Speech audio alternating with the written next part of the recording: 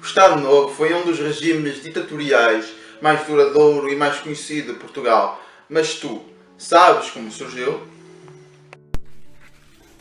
Bem, para isso temos que recuar no tempo para 1926. Em 28 de abril desse mesmo ano, um golpe militar derrubava a recém-implantada República Portuguesa, chegando assim o fim da Primeira República.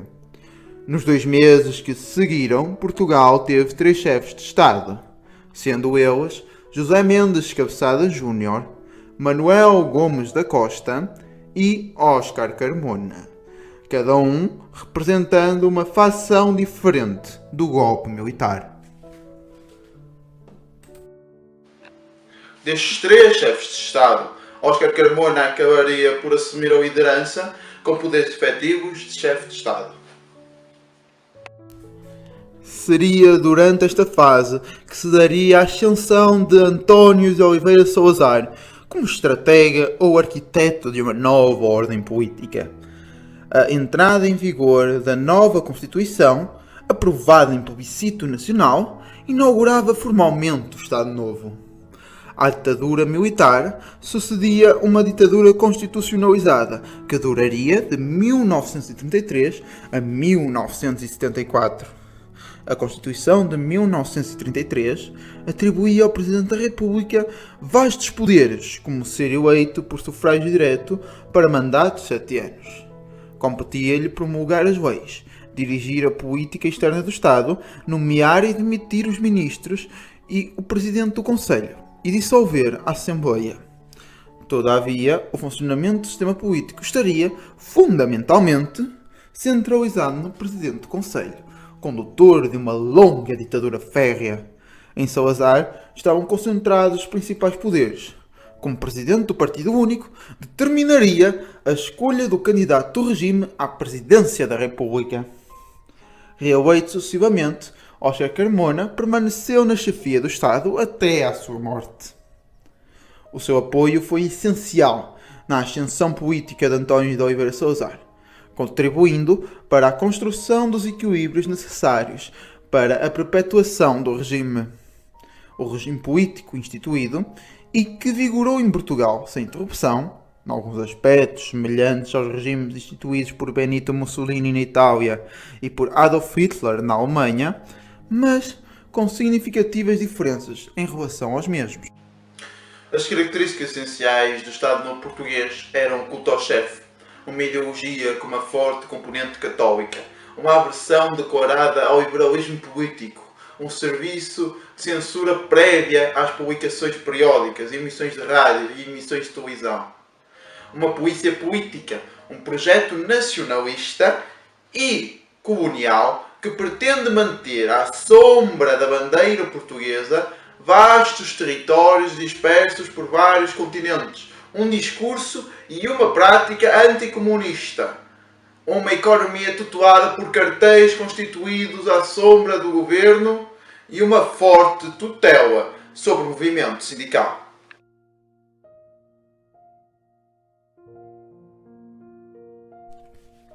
Este novo regime surgiu num dos períodos mais instáveis de Portugal, causados pela Primeira República, também decorrentes de um período pós-Primeira Guerra Mundial e principalmente pela crise de 1929, uma das maiores crises financeiras do mundo. Devido à instabilidade do precário regime republicano, houve um aumento considerável dos preços, com o agravamento da crise económica, financeira e social desencadeada pela Primeira Guerra Mundial. A economia portuguesa estava enfraquecida pela grande dependência de matérias-primas e de produtos manufaturados importados, como o aço, o ferro, o carvão e os adubos agrícolas. A carência deste produto provocou uma quebra de produtividade que prejudicou simultaneamente o patronato e os assalariados, tendo como resultado um forte crescimento do desemprego.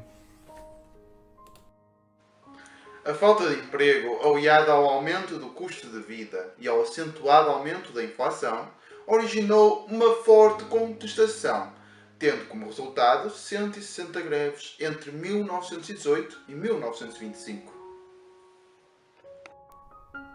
A nível governativo reinava a instabilidade. Como forma de a ultrapassar, a República implantou grandes e positivas mudanças no plano social, cultural e mental, tais como a legalização da vida civil, a redução da taxa de analfabetismo, a expansão da frequência escolar, a defesa do património e a criação de movimentos literários. Estas medidas não foram suficientes para fazer esquecer a difícil conjuntura que o país atravessava. Este clima de incertezas e dificuldades gerou um forte descontentamento na população. Em certos setores chamava-se por uma ditadura. Devido à grande instabilidade que o país passava, a 28 de maio de 1926, a coluna militar proveniente de Braga, liderada pelo general Gomes da Costa, redundou um golpe de Estado apoiado por uma larga franja da população, envolvendo diferentes grupos, desde monárquicos a conservadores e meros desiludidos. Com o afastamento de Gomes da Costa, a 9 de julho de 1926, o general Carmona tornou-se a figura de equilíbrio entre as duas fações. Oscar Carmona, eleito presidente interino por sufrágio direto, em março de 1928, convidou para assumir a pasta das finanças António de Oliveira Salazar. Quando Salazar chegou ao poder, efetuou muitas reformas económico-financeiras, como a diminuição substancial das despesas do país e a instituição de inúmeras taxas, conseguindo assim equilibrar as finanças e aumentando o valor do escudo. Tentou combater a inflação, regulando simultaneamente os preços dos produtos e os salários. Os bons resultados financeiros transformaram-no num político prestigiado e muito homenageado. A economia portuguesa foi beneficiada pela Segunda Guerra Mundial. Devido ao desequilíbrio dos sistemas de produção da maioria dos países europeus, Portugal ficou privado de importações e isto causou um aumento da produção nacional incentivado pelo regime. Durante boa parte do conflito, a balança comercial portuguesa manteve saldo positivo, com as exportações a ultrapassarem as importações, facto que não se verifica há décadas e que até à atualidade ainda não voltou a ocorrer. Portugal exportava predominantemente produtos têxteis, metais e wolframio para os países europeus em guerra, quer fossem eles apoiantes do eixo ou dos aliados, desta forma acumulando muitas divisas e desenvolvendo de uma certa forma a economia portuguesa. Na década de 50 começou a abrir a economia ao estrangeiro e permitiu a entrada regulada de capitais estrangeiros, desenvolvendo muito a economia e as infraestruturas, principalmente pontes, estradas e barragens. Também neste período, Portugal entrou na Associação Europeia do Livre Comércio. A partir desta década até à morte de Salazar, o PIB de Portugal teve um crescimento anual de 5,66%. No entanto, apesar do grande crescimento económico, a economia portuguesa era predominantemente rural e altamente supervisionada pelo regime. Continuava a ser atrasada em relação às grandes economias da Europa. No fim da década de 60, Portugal era um dos países com o rendimento per capita mais baixo da Europa, possuindo mão de obra barata, sendo que muitas pessoas viviam da agricultura de subsistência, que não era geradora de rendimentos. Sim.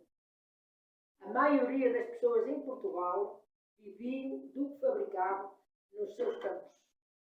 Como batata, cebola, cenoura, feijão, milho, para fazer pão. E eles cultivavam isto tudo e disso é que viviam. E aquele bocadinho que podiam, que lhes sobrava, o que eles achavam que podiam tirar da alimentação deles, vendiam para comprar o azeite, o arroz, a massa e aquilo que fosse mais necessário que não tivesse os seus. Havia, contudo, fortes desequilíbrios regionais em Portugal, com as cidades do litoral a expandir-se e a beneficiarem-se do crescimento económico e as zonas rurais a não acompanharem o ritmo de desenvolvimento. apesar da melhoria das vias de comunicação e outras infraestruturas que iam sendo construídas.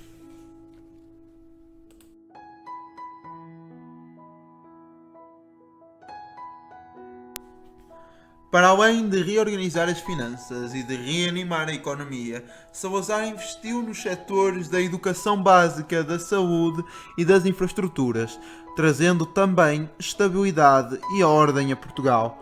Contudo, esta estabilidade foi conseguida à custa da proibição de todos os partidos políticos, à repressão e por vezes perseguição dos alegados destabilizadores da nação.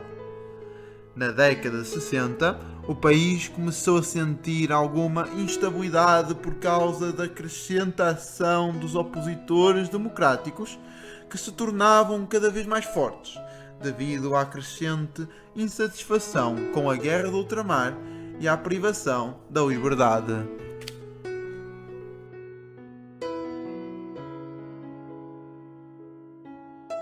Na Guerra Civil Espanhola, deflagrada em julho de 1936, estava fundamentalmente em causa a vitória da jovem democracia republicana espanhola. Por esta razão, o Estado Novo alinhou-se com o general nacionalista Francisco Franco, sendo discutido pelos historiadores se foram ou não enviadas forças militares portuguesas para a Espanha, facto que nunca foi reconhecido oficialmente. Segundo o espanhol Ramón Tamames, as unidades de Viriates integraram perto de 8.000 homens. Do outro lado, calcula-se que os portugueses que lutaram nas unidades do Exército da República foram cerca de 2.000. Muitos destes combatentes eram trabalhadores, imigrantes e sazonais ou opositores ao regime salazarista que haviam vivido no país vizinho, sendo poucos os que se alistaram nas brigadas internacionais. A posição e a ação a nível regional e internacional de Portugal sobre o conflito espanhol contribuiu muito para que a causa não parlamentar republicana vencesse em Espanha. Essa grande ajuda do Estado Novo aos nacionalistas/fascistas espanhóis levou a que Portugal e Espanha assinassem, em 17 de março de 1939, o Tratado de Amizade e Não Agressão Luso-Espanhol. Deste modo, Oliveira Salazar apoiou Francisco Franco para não ter um país com uma ideologia política opositora junto das fronteiras portuguesas, eliminando assim uma preocupação quanto à possível invasão pelo país vizinho e, garantindo assim, um aliado.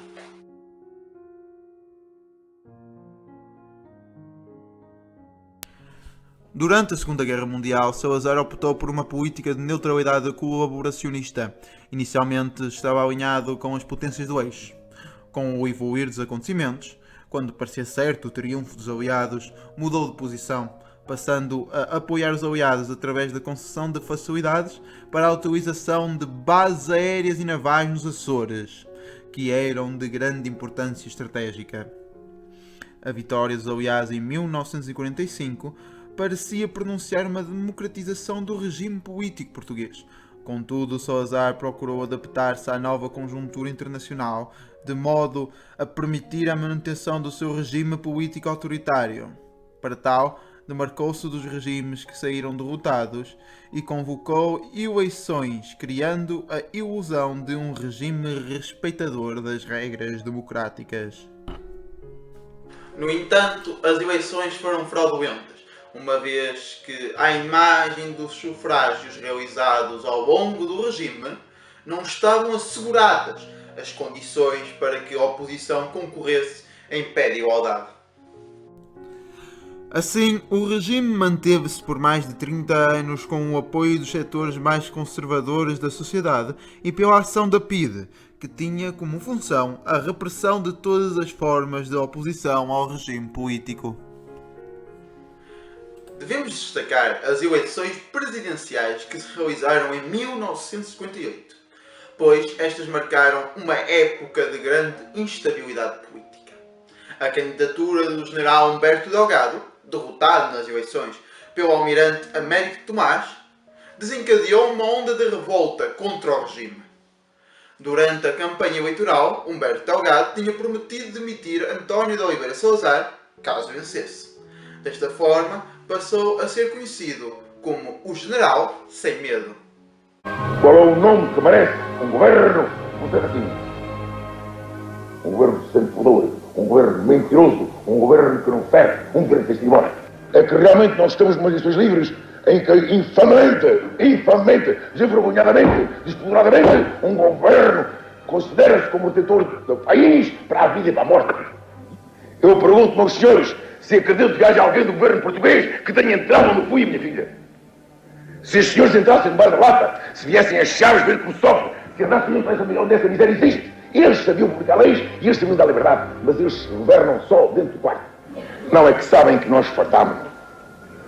O país cansou-se de saber que o regime era bom, dito só pela boca deles. Todos nós, cidadãos pacíficos de uma candidatura pacífica, queremos pacificamente conquistar a paz. Mas os esbirros do governo, como têm visto, andam a chamar-nos subversivos nos jornais e a tratar-nos na via pública como malfeitores. Ninguém sabe, portanto, minhas senhoras e meus senhores, onde isto pode ter. Há uma coisa, porém, que quero jurar aqui. Eu estou pronto a morrer para liberdade.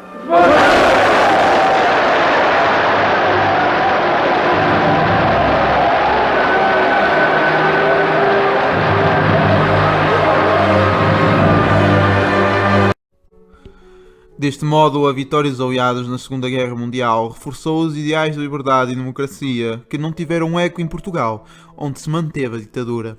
Salazar conseguiu, apesar das imensas dificuldades, manter-se no poder por um longo período de tempo, beneficiando do ambiente gerado pela Guerra Fria.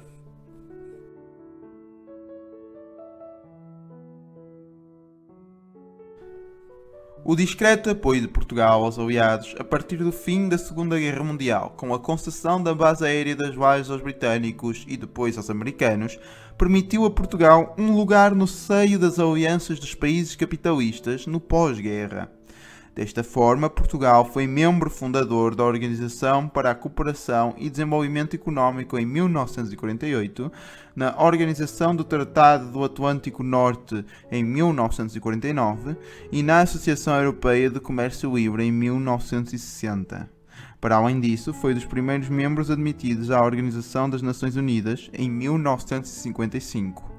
Após 1961 e até 1974, a posição portuguesa na ONU sofreu com a questão colonial. Enquanto que a ONU insistia com Portugal para integrar as colónias na lista de territórios não autónomos e as começasse a preparar para a independência, Portugal, primeiro na pessoa de Salazar e depois na pessoa de Marcelo Caetano, insistia que as colónias não eram territórios não autónomos, mas partes integrantes de um Portugal. A surpresa ante o ressentimento do povo português e a reação que por toda a parte se verificou contra as atitudes e resoluções da ONU levam-me a crer que os Estados Unidos, cuja política tem sido sempre conosco de inteira compreensão e amizade, se encontraram diante de uma realidade diversa da que tinham pressuposto. Houve manifestamente grave equívoco em considerar o ultramar português como território de pura expressão colonial. O convite às autoridades portuguesas para cessarem imediatamente as medidas de repressão é uma atitude, digamos, teatral do Conselho de Segurança e que ele não tem a menor esperança de ver atendida. Tão gravemente ofende os deveres de um Estado soberano.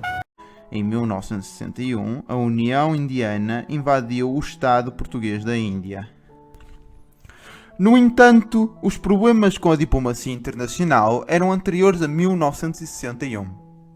Em outubro de 1943, o encarregado dos negócios americanos em Lisboa, George Kennan, escreveu um longo telegrama para Washington, no qual analisou exaustivamente o panorama das relações políticas e diplomáticas entre Portugal e os Estados Unidos na fase final da Segunda Guerra Mundial.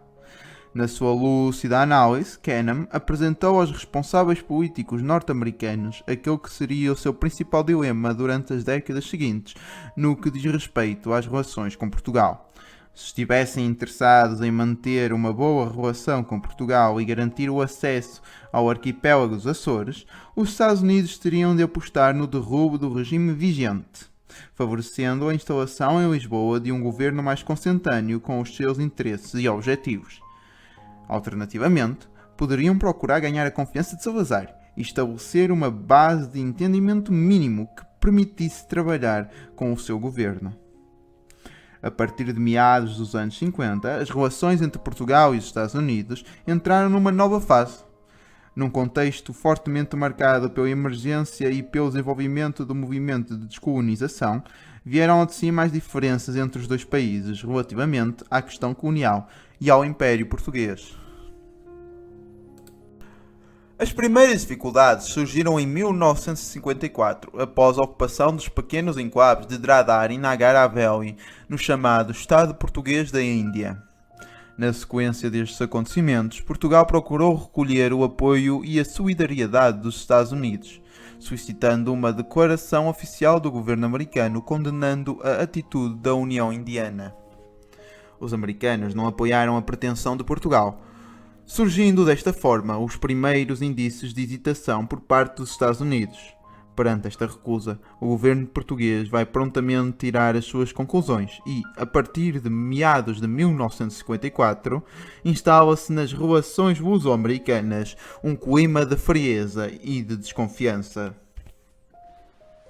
Tudo isto se refletirá de imediato nas negociações entre os dois países para a renovação do Acordo das Lajes, que, entretanto, chegava ao fim em 1956.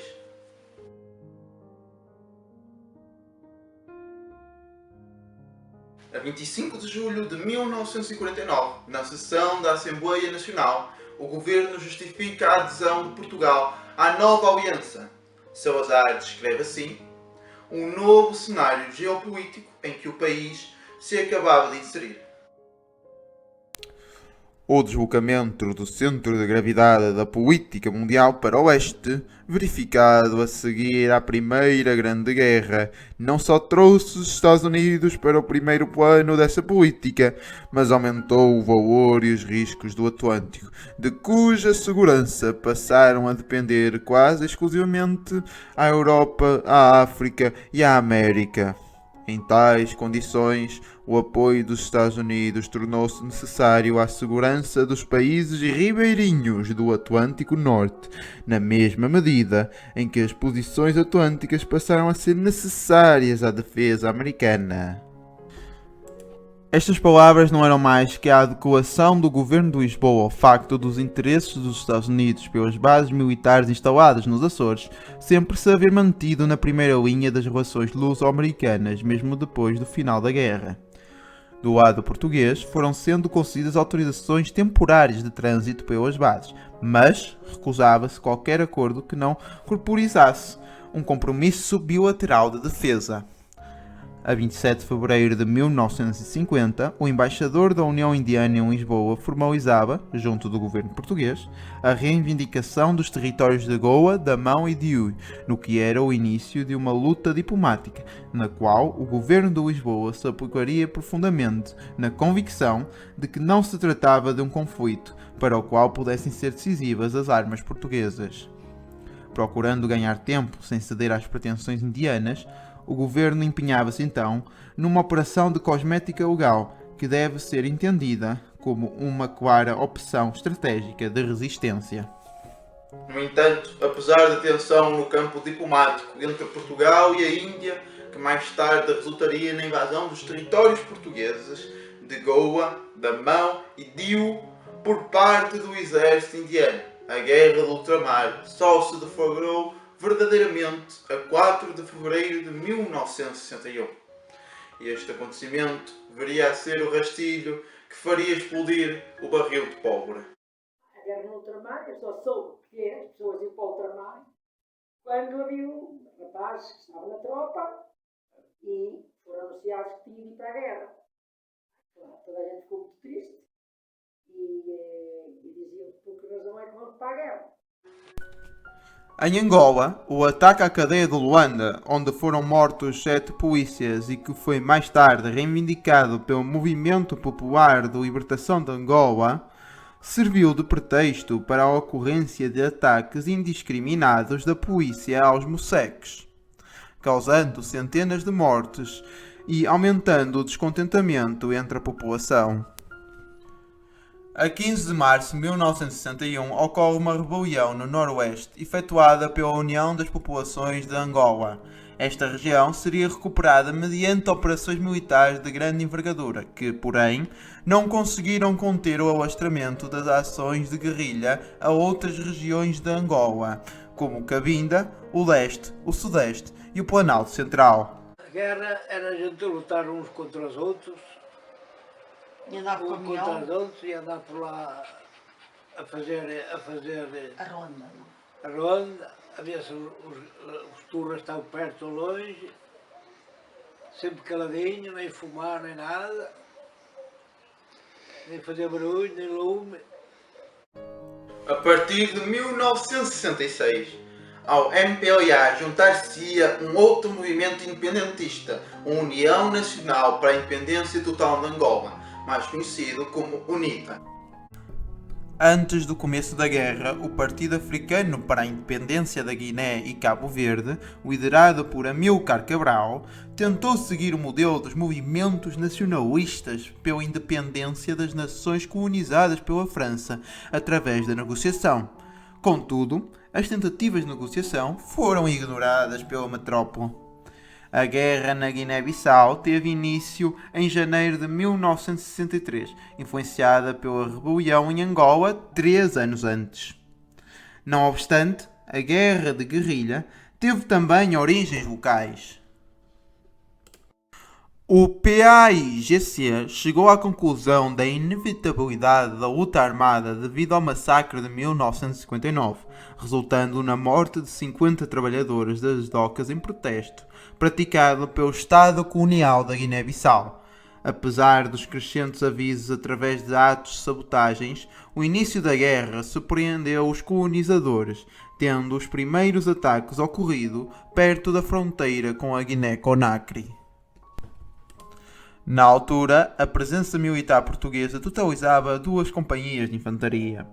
Poucos meses depois, o ministro da Defesa do Estado Novo, Manuel Gomes de Araújo, deu a conhecer publicamente que 15% do território era controlado pelo PAIGC e que a guerra se estendia a norte. Apesar da conjuntura de acalmia no teatro de guerra angolano, o reforço acelerado foi incapaz de conter o avanço das guerrilhas. A divisão entre o governador do território, que afirmava ser possível ganhar a guerra, e o seu comandante militar, que questionava publicamente as suas declarações, era um símbolo de confusão e divisão. Os cargos foram-lhes retirados a meados de 1964 e o ditador Oliveira Salazar, exasperado, substituiu-os por Arnaldo Escoles, que assumiu as funções de ambos. Contudo, as suas tentativas de recuperar a iniciativa militar foram mal sucedidas. Desde o início do conflito, a posição da metrópole sobre o território era posta em causa. As zonas do Sul e do Centro-Sul haviam sido perdidas e o único aliado do Estado colonial no território estava no nordeste da Guiné-Bissau, com o receio dos chefes tradicionais fulas sobre o radicalismo da PAIGC. Em 1966, estavam na Guiné-Bissau cerca de 30 mil tropas portuguesas. O avanço inicial dos guerrilheiros fora detido com poucas alterações de território, mas a violência do conflito continuou inalterada, com o atrito constante sobre as guarnições individuais das forças colonizadoras. António de Spínola, o brigadeiro que se tornaria mais tarde general, substituiu Arnaldo Escoles após este ser retirado da Guiné-Bissau. Spínola era um produto típico de classe média alta de Portugal, metropolitano do pós-guerra, que mais beneficiou do Estado Novo e que povoou os seus estratos políticos, económicos e militares superiores. Oliveira Salazar escolhera Spínola devido ao seu comando militar regional na guerra em Angola. Quando chegou à Guiné-Bissau, Spínola removeu os oficiais militares e civis da era Scholes, vistos como ineficientes ou incompetentes dos seus antigos postos. As suas táticas, apesar de marcantes no contexto da prática portuguesa até então, não eram inovadoras internacionalmente e assemelhavam-se fortemente àquelas utilizadas pelos Estados Unidos no Sudeste Asiático. Voltando à guerra nas colónias ou províncias do ultramar português, em Moçambique, o movimento de libertação denominado Frente de Libertação de Moçambique efetuou a sua primeira ação nos dias 24 e 25 de setembro de 1964, num ataque a Chai, na província de Cabo Delgado, estendendo-se posteriormente ao Niassa, Tete e para o centro do território. Porém, um relatório do Batalhão de Caçadores 558 refere a ações violentas de 21 de agosto do mesmo ano na região de Cabo Delgado. O mesmo relatório refere que 3 dias depois, um padre da missão Nangolulu tinha sido ferido mortalmente. Estas ações foram atribuídas a grupos de guerrilheiros Manu e da UDE-NAMO. A 16 de novembro desse ano, as tropas portuguesas sofriam as primeiras baixas no norte de Moçambique. A organização e o armamento dos guerrilheiros evoluíram rapidamente. O terreno acidentado, a baixa densidade das forças portuguesas e a fraca presença de colonos facilitaram a ação da Frelimo, que alargava a sua ação para sul, na direção de Meponda e Mandimba, mostrando intenção de ligar-se a Tete, atravessando o Malawi, que apoiou nos primeiros anos o trânsito e o refúgio de guerrilheiros. Até 1967, a Frelimo mostrou-se menos interessada pela região de Tete, exercendo o seu esforço nos 2 distritos do norte, onde a utilização de minas terrestres se destacou de forma particular. No Nissa, a intenção da Frelimo era simultaneamente criar uma zona livre e uma zona de passagem para o sul, em direção à Zambésia. Mais tarde, em abril de 1970, a atividade militar da Frelimo aumentou de forma significativa devido à presença de Samora Machel em Cabo Delgado, onde apresentaria os planos das ofensivas a executar em junho e julho. Até 1973-74, as atenções centravam-se em Cabora Bassa.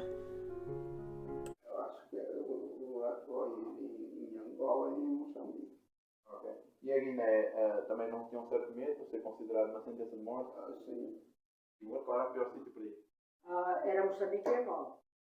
E a Guiné, não? E depois a Guiné ficou em terceiro lugar. Mas, porque é um país mais pequeno e talvez não precisasse tantos soldados para ir lá, e por isso mesmo, onde ia mais era para Angola e para Moçambique. Mas na Guiné era considerado quase que uma sentença de morte na altura e para a Guiné? De acordo, estou completamente de acordo. Só que não for mais para Angola, olhando ao tamanho que tinha o país, do que para a Guiné, porque para a Guiné é preciso menos soldados para combater, embora estivesse muito acelerada a guerra, não é? O fim da guerra no ultramar aconteceria a 25 de abril de 1974, com um golpe militar orquestrado e realizado pela MFA, que destornaria o Estado Novo.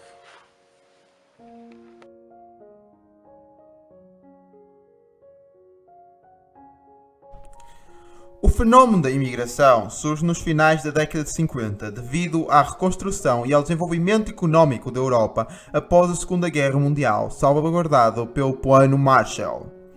A França constituiu um dos principais destinos, seguindo-se a Alemanha, a Inglaterra, o Luxemburgo, a Bélgica, os Países Baixos e os países nórdicos. Os anos 60 e início dos anos 70 são caracterizados por uma forte imigração portuguesa para a Europa, não só para trabalhar, mas também para fugir à guerra colonial. Na década de 60, Portugal assistiu a um crescimento económico que se traduziu num aumento significativo do investimento e numa certa abertura à economia externa. O turismo evoluiu positivamente e as remessas dos imigrantes contribuíram, em grande medida, para equilibrar a balança comercial. Contudo, pressentiam inegáveis dificuldades económicas resultantes, essencialmente, do acréscimo das despesas públicas. A guerra colonial era um sorvedouro do dinheiro do Estado e uma das principais razões para a problemática quebra da mão de obra, agravada pela forte vaga de imigração, provocando o aumento salarial. Em 1962, as saídas a Salto, além Pirineus, representavam mais de metade das saídas, devido às dificuldades em conseguir a saída legalizada de Portugal e face à precária situação económica do país e à oferta de trabalho nos países do norte da Europa. Muitos trabalhadores entraram clandestinamente nos países de acolhimento através de engajadoras ou atuais redes de tráfico.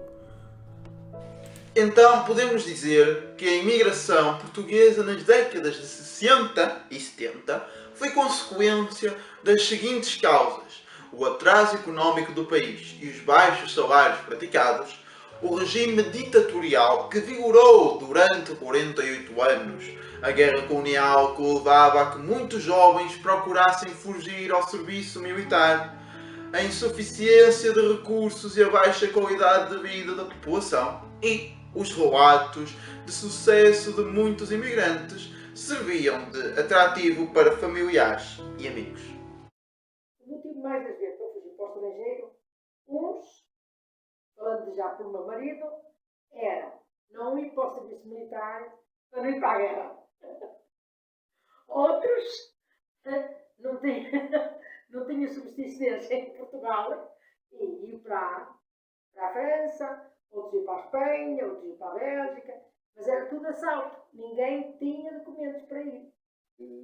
Tinham dificuldade em viver em Portugal porque não tinham meios com viver, não ganhavam o suficiente. E talvez para fugir à guerra também. E muitos deles também emigraram clandestino por causa de ir para a guerra.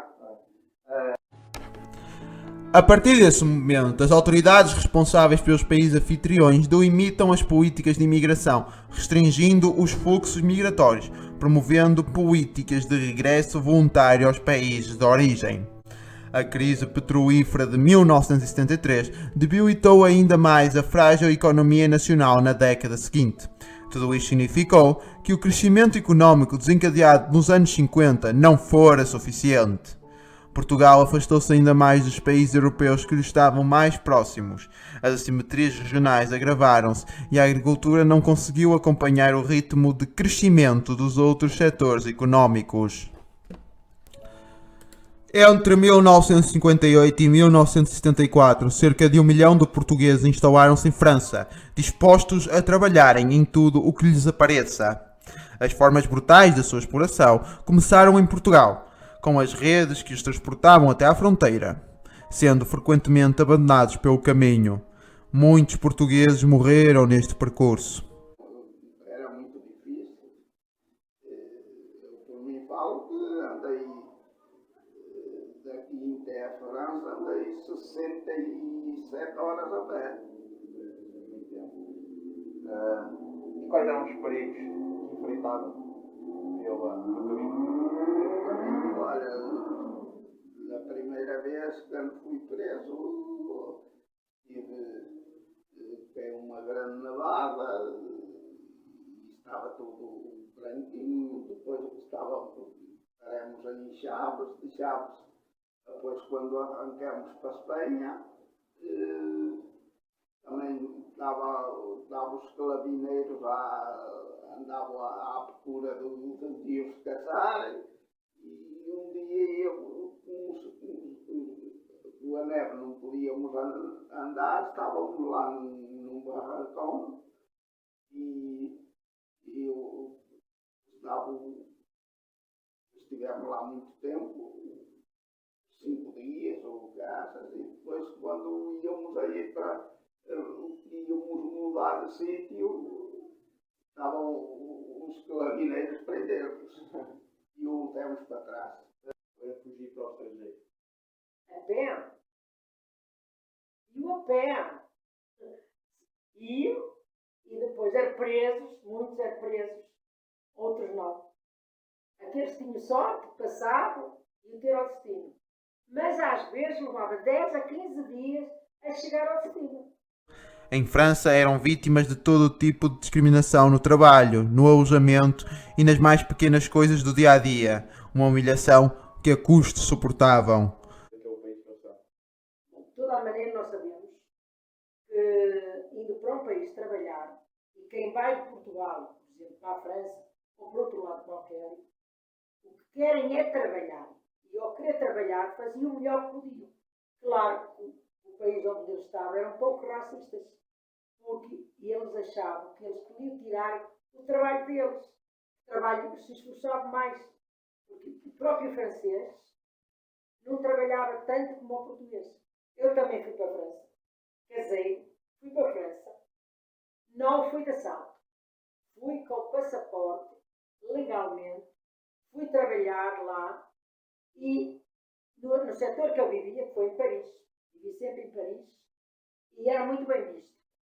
Mas havia sempre aquele que era um bocadinho racista e dizia: se esta não estivesse aqui, nós talvez tivéssemos mais trabalho. Naquele momento ainda éramos bem vistos. Éramos bem-vindos e pronto, acolhíamos bem. Depois, mais tarde, passados uns anos, é que começaram a ver-nos mal. Poucos esperavam enriquecer, mas todos esperavam conseguir uma vida mais digna que lhes era recusada na própria terra. Tratava-se de uma verdadeira vaga em grande parte clandestina, contra a qual todas as leis se relevavam ineficazes. Em poucos anos, despovoavam-se regiões inteiras, abrindo-se profundas rupturas nas suas estruturas económicas, sociais e culturais. Nada voltaria a ser como antes.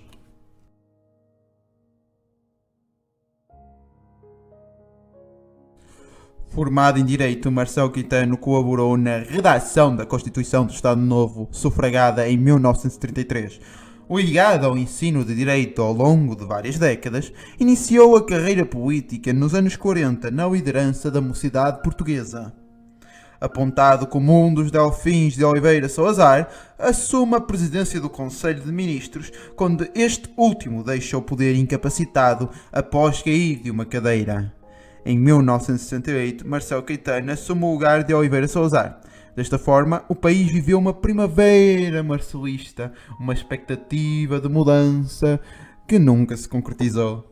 Foi porque o pessoal reagiu, muitos cuidaram, pensavam que já tinham direito aos que tinham uma casa, ou que tinham 2 casas, que já eram obrigados a dar uma casa para eles, e aconteceu imigrantes que tinham a casa aqui, quando chegaram de férias, e já estavam ocupadas e deu mortos. Ou seja, era como um Estado na altura de Caetano, pegar nas casas que estavam abandonadas e dar a outros. Não era o Estado que fazia, mas o pessoal pensava que muitos deles que não tinham cultura arrompavam as portas e entravam lá para dentro. Deixavam que tinham mais liberdade para poderem fazer. As pessoas não viram aquilo, viram aquilo com bons olhos, porque no tempo do Salazar ninguém podia abrir a boca. E como não se podia abrir a boca, então, ao ver que havia um pouco de liberdade, ficaram mais contentes. Marcelo Caetano era uma figura muito diferente de Salazar. A ideia de o ver como uma continuação ou uma personagem semelhante a Oliveira Salazar é incorreta. Oliveira Salazar era um político hábil e o Estado Novo tratava-se de uma estrutura para se manter no poder. Por outro lado, Marcelo Caetano era um institucionalista que acreditava no Estado Novo, mas com maior estrutura ideológica. A 16 de março de 1974, resiste à tentativa de golpe de Estado. Mas o mesmo não acontece passado pouco mais de um mês. Cada vez mais sozinho, a 25 de abril desse mesmo ano, foi cercado no quartel do Carmo e entregou o poder ao general António de Spínola. Em 1980, Marcelo Caetano morre exilado no Brasil.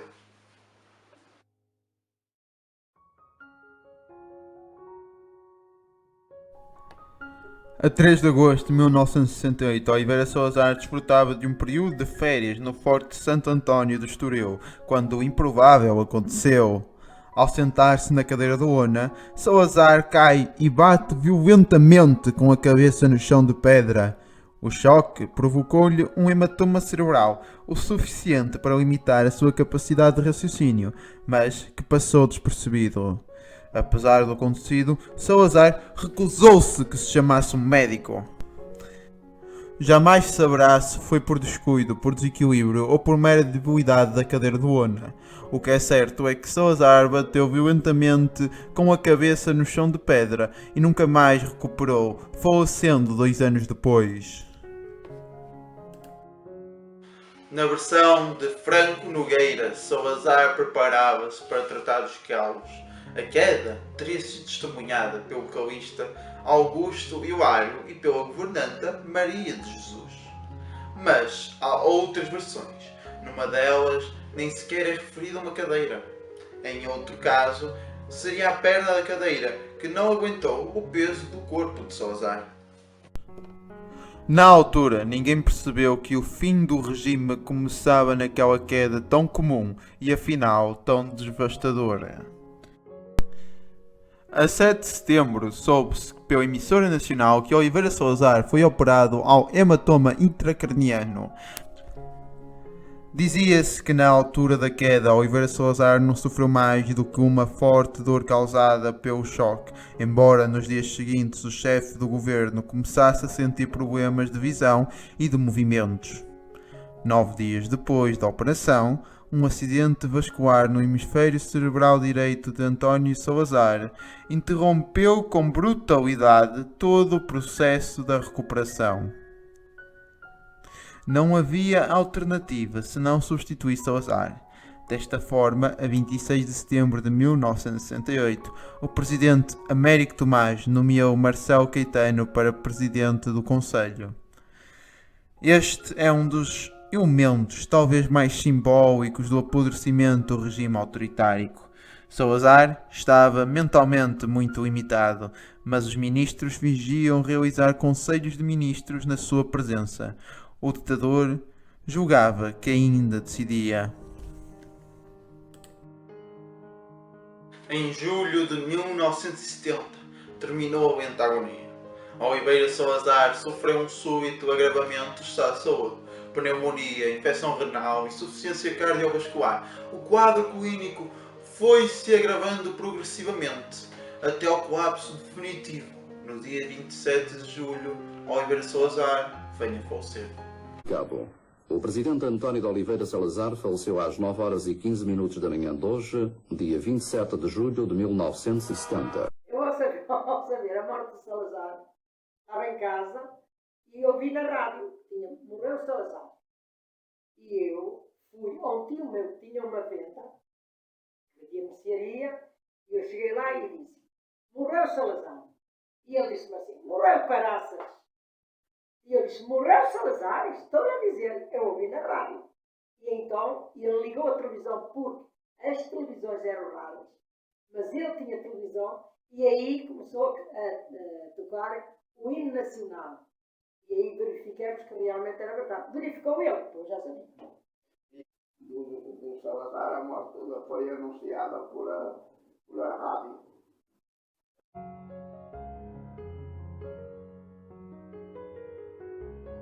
A 25 de abril de 1974, o movimento das Forças Armadas derrubou o regime que durante 48 anos oprimiu o povo português.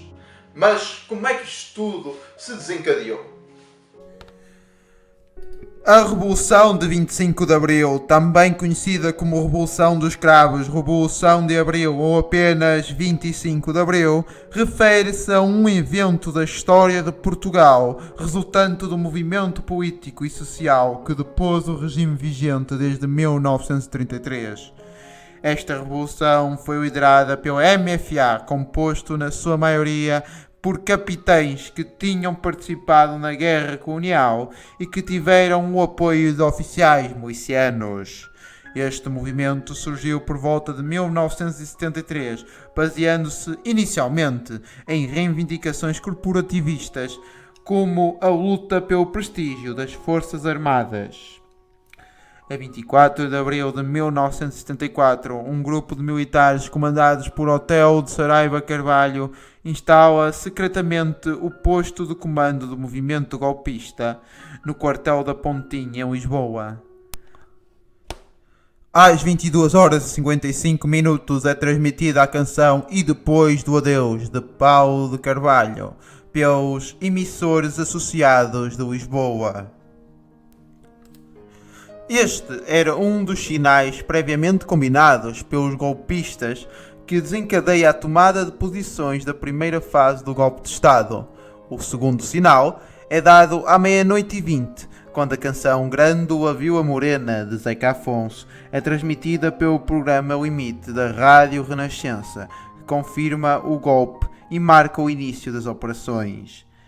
É ainda de destacar que, ao contrário da música E Depois do Adeus, a música Grândola Vila Morena era ilegal, pois, segundo o governo, fazia alusão ao comunismo. No norte, uma força do Centro de Instrução de Condução Auto número 1, liderada pelo Tenente-Coronel Carlos de Azeredo, toma o quartel-general da região militar do Porto. Estas forças são reforçadas por forças vindas do Lamego. Forças do Batalhão Caçadores 9 de Viana do Castelo tomam o aeroporto de Pedras Rubras. As forças do Centro de Instrução e Operações Especiais tomam a Rádio Televisão Portuguesa e a Rádio Clube Português, no Porto. O regime reage e o Ministro da Defesa ordena às forças sediadas em Braga que avancem sobre o Porto. A ordem não foi obedecida, dado que estas já tinham aderido ao golpe. Na região norte de Portugal, o 25 de abril limitou-se à tomada da RTP, da RCP e do aeroporto das Pedras Rubras. A Escola Prática de Cavalaria, que partiu de Santarém, com o papel mais importante, que foi a ocupação do Terreiro do Paço. As forças da Escola Prática de Cavalaria são comandadas pelo capitão Salgueiro Maia. O Terreiro do Paço é ocupado às primeiras horas da manhã. Salgueiro Maia move mais tarde parte das suas forças para o quartel do Carmo, onde se encontra o chefe do governo, Marcelo Caetano. O mesmo acabou por se render ao final do dia, tendo como exigência que o poder fosse entregue ao general António de Spínola, que não fazia parte do MFA, para que, segundo ele, o poder não caísse na rua. No rescaldo dos confrontos morreram 4 pessoas, quando elementos da polícia política dispararam sobre um grupo que se manifestava à porta das suas instalações na Rua António Maria Cardoso, em Lisboa. Democratizar, descolonizar e desenvolver foi o lema que fez Portugal regressar ao Fórum das Nações Livres e Amantes da Paz. Ao cumprir todas as suas promessas, os capitães de Abril transformaram seu ato libertador numa ação única na história da humanidade. A 26 de abril é constituída a Junta de Salvação Nacional, formada por militares, que deu início a um governo de transição. No dia seguinte, são libertados os presos políticos das prisões de Caxias e de Peniche. Não. Unicamente só entrei na minha vida, só entrei a uma prisão. Foi a prisão de Guimarães. Fui visitar um tio meu. Hoje não sei dizer por que motivo é que ele estava lá. E fui lá fazer uma visita. Mas nunca mais entrei em prisão nenhuma. Os líderes políticos da oposição no exílio voltam ao país nos dias seguintes. Passada uma semana, o 1º de maio é celebrado em plena liberdade nas ruas pela primeira vez em muitos anos. Ah, sim, sim, sim. Mudou muito. Muito, muito. E tudo. Em tudo, em tudo. Sim, eu quando voltei de França para Portugal, foi um bocadinho difícil. Não foi por causa da transação da liberdade, mas achei que fiz muito mal. Porque estava muito bem na vida, estava a ganhar muito bem em França e vim para cá, por vontade própria do meu marido, mas abri um estabelecimento e a gente tem que criar clientes, porque os clientes não vêm da noite para o dia, não é? E tudo isso leva muito tempo e senti-me um pouco mal com a transição de vir do estrangeiro para cá. Hoje, felizmente, vivo como outra pessoa qualquer. Mudou um bocadinho. Mudou. Acabada a Guerra Colonial e durante o processo revolucionário em curso, as colónias africanas e de Timor-Leste tornaram-se independentes. A 25 de abril de 1975, têm lugar as primeiras eleições livres para a Assembleia Constituinte, ganhas pelo PS. Na sequência dos trabalhos desta Assembleia é elaborada uma nova Constituição, de forte pendor socialista, e estabelecida uma democracia parlamentar do tipo ocidental. A Constituição é aprovada em 1976 pela maioria dos deputados, abstendo-se apenas o CDS. A 20 de dezembro de 1999 é assinalado o fim do Império Português, com a transferência da soberania de Macau para a China. A bandeira da República Popular da China e também da Região Administrativa Especial de Macau hasteadas à meia-noite do dia 19 de dezembro. A partir deste instante, Macau é uma região administrativa especial do grande gigante que é a República Popular da China. Termina a administração portuguesa de Macau. Neste momento são retiradas as bandeiras, a bandeira portuguesa e a bandeira também do Leal Senado, vão ser feitas as respectivas saudações. Posso dizer-vos que foi o cadete Saldanha Junceiro quem arriou a bandeira portuguesa às 23 horas 57 minutos e 40 segundos, acompanhado pelo cadete do Exército Jorge Esteves e também pelo cadete piloto aviador António Campos. As bandeiras serão agora apresentadas aos dirigentes portugueses, feitas as respectivas saudações.